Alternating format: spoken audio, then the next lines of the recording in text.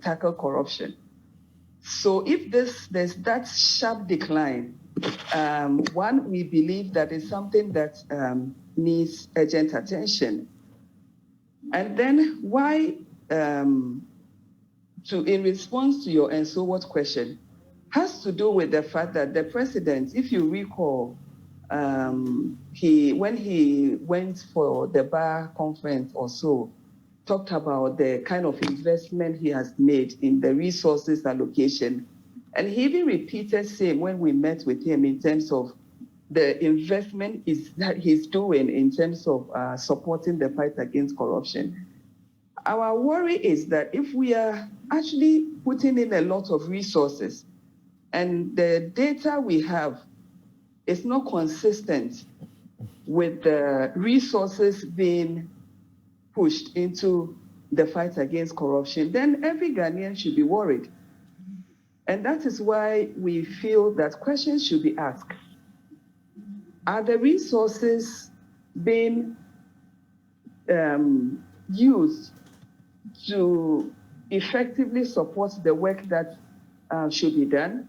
Are the resources, even the strategy for the resources that are they in consonance with, for instance, the National Anti-Corruption Action Plan, which is the Ghana's 10-year anti-corruption strategy we adopted in 2014. So if the National Anti-Corruption Action Plan we agreed on a holistic approach to the fight against corruption, if we are effectively supporting that with resources, are we implementing it as the NACAP suggested? And if not, why?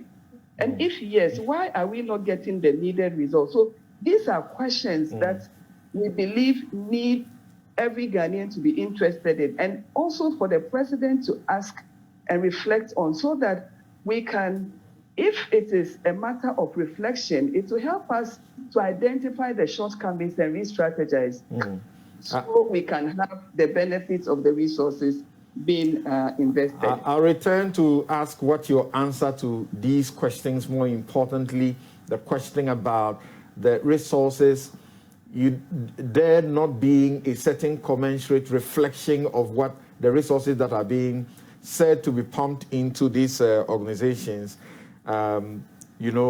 is able to produce. But briefly, how did you take the president's response?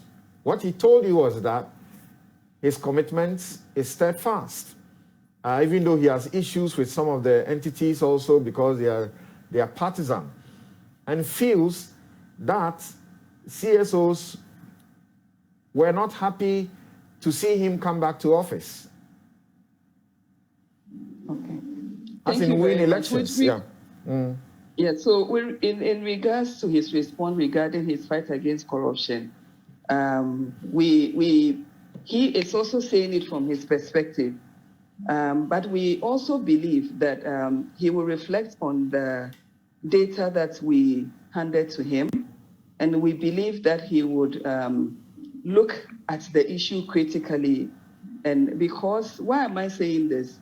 The president has encouraged that we should have more of this discussion where we could then look at the issues. So his response may just be a defensive response to the reaction of the data presented to him.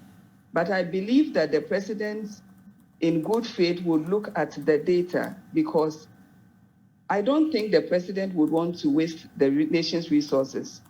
So he would want to look at the data.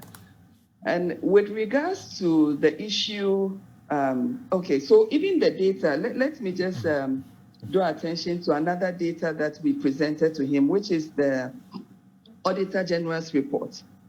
And if you look at the irregularities presented and the amount of money that has been listed as part of the irregularities, especially for the previous years, compared to 2020, the amount has more than doubled.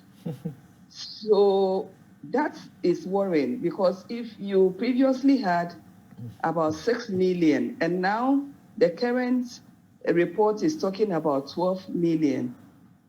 If I got it right, let's say 12 billion, sorry, I think 12 billion.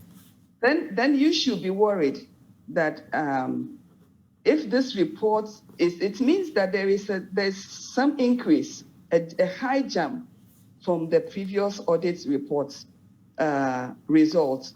So that is why we believe that the president will necessarily has to do something about this. In relation